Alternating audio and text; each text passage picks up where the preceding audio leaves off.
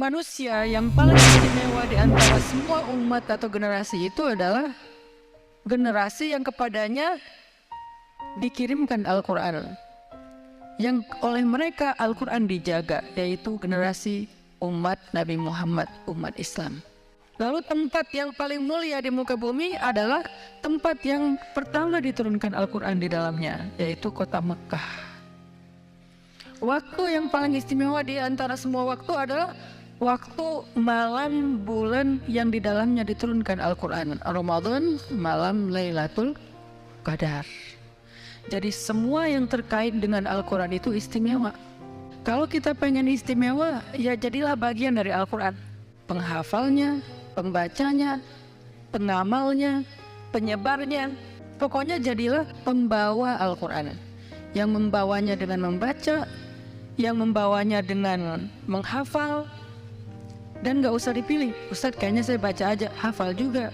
Walaupun hafalan orang beda-beda kan. Ada yang hafalnya Al-Fatihah sama Al-Ikhlas. Wah, saya banget tuh Ustadz. Oke, semua kita kayak gitu. Dan jangan remehin Al-Ikhlas. Selama ini kita memilih Al-Ikhlas dalam sholat kita, hampir setiap sholat pasti ada Al-Ikhlasnya, dan itu kita paling ikhlas. Yang lain agak-agak ria gitu. Itu paling ikhlas sih. Tapi selain karena dia ringan, mudah, pendek, kenapa memilih Al-Ikhlas? Surat Al-Ikhlas adalah surat yang ayat-ayatnya ditulis di sayap-sayap malaikat yang 10. 10 malaikat yang mulia itu di sayap mereka ada Al-Ikhlas. Sehingga siapapun yang membaca surat Al-Ikhlas, sayapnya itu akan mengepak dan malaikat yang 10 itu mendoakan orang yang baca Al-Ikhlas. Itu keistimewaan surat Al-Ikhlas. Kenapa kedudukannya seperti sepertiga Al-Quran? Karena dia istimewa. Makin rajin di Al-Ikhlas Ustaz kalau gini. Gak apa-apa, bagus. Tapi surat-surat lain juga punya keistimewaan. Al-Mulk, dia teman kita di dalam kubur, teman-teman. Kita tuh sendiri banget loh di kubur. Gak usah dikubur, kita sendiri di grup aja sedih kan. Gimana sendiri di grup? Isinya rame, tapi kita doang yang keluar-keluar, gak ada yang nge-replay.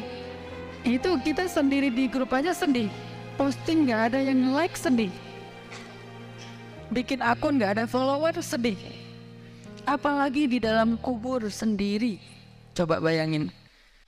Coba renungkan hal sendiri apa yang teman-teman rasa gak enak. Maka bandingkan sesungguhnya sendiri di kubur itu jauh lebih gak enak. Terus gimana cara ditemenin sama keluarga kita di kubur? Nggak bisa. Sesetia apapun keluarga kita sama kita pasti ninggalin kita. Itu udah takdir Allah. Kita pasti ditinggalkan. Mau gerung-gerung istri kita atau suami kita nangis pas kita meninggal, tetap aja dia ninggalin. Katanya sayang, kok aku ditinggalin? Emang kayak gitu takdirnya, ditinggalin. Terus yang nemenin kita di dalam kubur siapa Ustadz? Suratul Mulk, surat Al-Mulk. Itu surat yang akan menemani kita di kubur. Semua surat dan ayat di Al-Quran itu punya fadilah. Makanya kita baca satu-satu amalin, baca satu-satu hafalin, supaya kita juga punya fadilah-fadilah itu nanti di perjalanan dunia dan akhirat kita.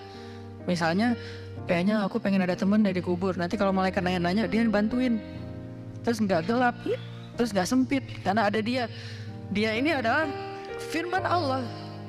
Allah yang mengizinkan untuk menjadi kubur itu lega, lapang, indah, nyaman, serasa raudhatun min riyadhil jannah, kayak tidur di taman. Gimana sih rasanya tidur di taman? Pernah nggak tidur di taman? Nggak berani, usah dikira orang gila. Saya pernah tidur di taman karena punya taman sendiri, pesantren kan, dibikin kayak backyard gitu, kayak belakang halaman rumah, tidur aja gitu. Sore-sore ngelihat langit, itu indah banget. Saya ketika tidur di taman ngebayangin, oh ini maksudnya orang di dalam kubur itu kayak taman surga. Dia tidur sih tapi kayak tidur di taman. Nyaman banget rasanya. Gak kerasa udah ketiduran. Bangun-bangun udah sangkakala yang pertama. Bangun-bangun udah sangkakala kedua dibangkitkan. Gak kerasa. Itu rasanya orang di dalam kubur seperti taman-taman surga. Ketiduran gak kerasa, bangun-bangun udah tiup sangkakala kedua, hari berbangkit. Nah, gimana caranya biar kubur kita kayak taman surga? Harus punya temen, harus punya syafaat, harus punya fadilah. Dan syafaatnya adalah suratul mulk, Sehingga sempatin seminggu sekali sebelum tidur malam khatam Al-Muluk, minimal seminggu sekali. Kalau hafal lebih bagus di dalam sholat.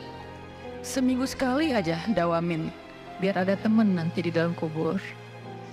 Surat Yasin itu penting, memudahkan kita saat sakaratul maut.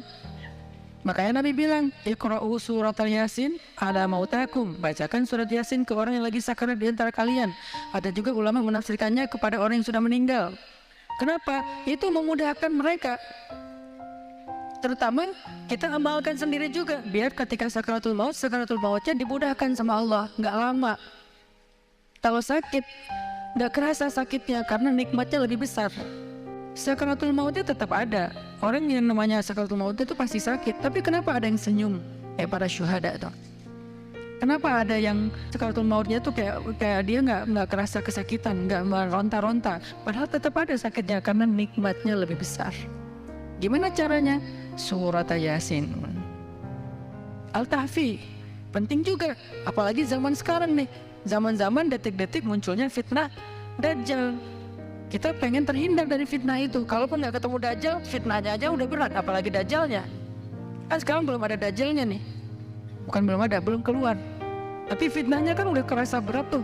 Nah, surah Al-Kahfi bisa menjadi pelindung kita. Semua surat Al-Quran nggak ada satupun yang nggak, semuanya punya fadilah. Sampai yang paling pendek kayak Al-Ikhlas, Al-Kautsar, Al-Asaf dan seterusnya. Jadi yang saya pengen sampaikan adalah jadilah bagian dari Al-Quran supaya kita dimuliakan. Karena semua yang berkaitan dengan Al-Quran itu mulia.